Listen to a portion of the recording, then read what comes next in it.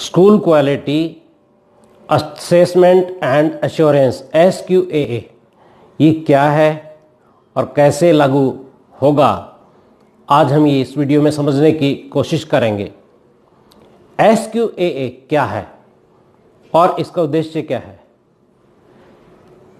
SQAA CBSE द्वारा सन 2012 में स्कूलों की गुणवत्ता निरीक्षण के लिए लागू किया गया था। कई स्कूलों ने इसके आधार पर अपने यहाँ निरीक्षण करवाए, लेकिन CBSE ने इसे आगे नहीं चलाया और 2016 में इसको बंद कर दिया। हालांकि इसके लिए कोई औपचारिक घोषणा नहीं की गई थी, लेकिन चुपचाप इसे बंद कर दिया गया था। अब नई शिक्षा प्रणाली की योजना आने के बाद इसे फिर से लागू किया गया। थोड़े फेरबदल भी इसमें किए गए। SQAA के 3 हिस्से हैं। क्या स्कूल की कार्यप्रणाली नियमों द्वारा संचालित है और लगातार अपने आप में सुधार करती है? इसके लिए क्या प्रयास किए जाते हैं?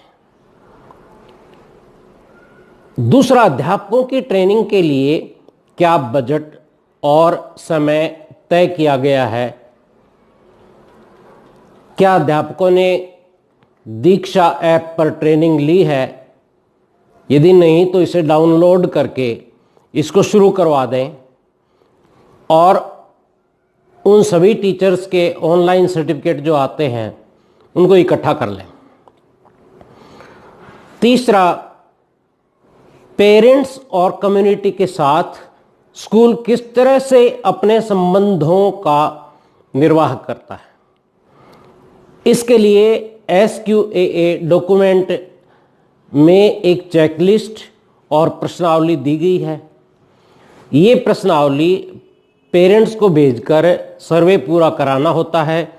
सर्वे के आधार पर नतीजे निकाले जाते हैं। अब यह है कि SQAA कब से लागू होगा। ये सन 2022-23 से पूरी तरह से लागू कर दिया जाएगा और स्कूलों को इसके लिए अभी से तैयारी शुरू कर देनी चाहिए। SQAA प्रक्रिया को कौन करेगा? CBSE खुद करेगा, कोई एजेंसी हायर करेंगे या एफिलिएशन की तरह कमेटी अपॉइंट की जाएंगी? देखिए, पहले तो इसको स्कूल ही करेंगे। ये एक प्रकार का सेल्फ असेसमेंट होगा और एक समय पर इसको अनिवार्य कर दिया जाएगा और स्कूलों की गुणवत्ता की ग्रेडिंग होगी। अब सवाल उठता है कि SQAA के लिए क्या तैयारी करनी चाहिए, कैसे आगे बढ़े। तो ये मैं आपको स्टेप बाय स्टेप बता देता हूँ। सबसे पहले इस डॉक्यूमेंट को CBSE की वेबसाइट से डाउनलोड कर लें। एक SQAA कमेटी का गठन कर दें जिसमें कुछ टीचर हों जो अलग अलग काम के डॉक्यूमेंट इकट्ठा करेंगे। इसके बाद इस डॉक्यूमेंट को स्टडी करें और जो मानक इसमें दिए गए हैं उनके प्रूफ जुटाना शुरू कर दें। जब आप शुरू कर देंगे तो सोचो आधा काम हो गया। Well begun is half done. इसका हवा बनाया हुआ है, इसमें कुछ भी नहीं है, इतनी बड़ी चीज नहीं है। अब आपके पास SOP होनी चाहिए जो आप स्कूल में काम करते हो। जैसे आपके एडमिशन की प्रक्रिया है वो लिखित होनी चाहिए। कैसे बच्चा आएगा, क्या प्रोसीजर है, कैसे सिलेक्शन होगा, कैसे पेरेंट को इन्फॉर्म करेंगे। दूसरा, अध्यापकों के चयन की लिखित प्रक्रिया होनी चाहिए।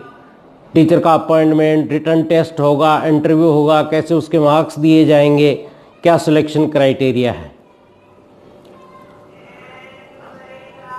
स्कूल में होने वाली एक्टिविटीज़ जैसे inter class competition, debate, declamation, traffic awareness week, CBSE competitions जैसे एक भारत श्रेष्ठ भारत है, यूथ पार्लियामेंट है, आर्ट इंटीग्रेशन प्रोग्राम है, भारी विशेषज्ञों के कितने आपने लेक्चर कराए, जैसे डॉक्टर, डाइटिशियन, एंटी बुलिंग के ऊपर, ट्रैफिक पुलिस के कानून के बारे में, आउटडोर एक्टिविटीज़ क्या की आपने, एजुकेशनल ट्रिप, कोई फैक्ट्री या फील्ड ट्रिप या पोस्ट ऑफिस, बैंक में बच्चे गए, उनके डॉक्यूमेंट्स, क्या सीखा उन्होंने।